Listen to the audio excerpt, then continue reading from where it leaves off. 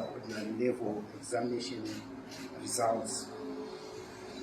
The examination results will be available online today, Friday the 16th of January 2026, starting at 1600 hours through our Zimsec portal, and I will provide the link, https://results.zimsec.co.zw and a /.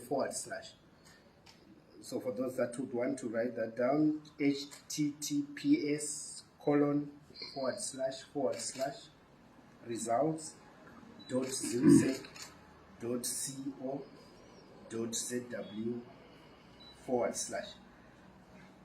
They use the candidate's details as on the statement of entry.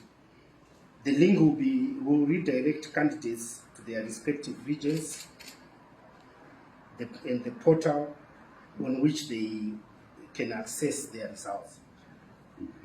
Please note that the portal will be open for 5 days, during which they can access their results. Thereafter, candidates should access their results from their respective examination centers. Heads of examination centers are advised to collect their results from their respective Ministry of Primary and Secondary Education provincial directors as from Monday, 19th of January 2026.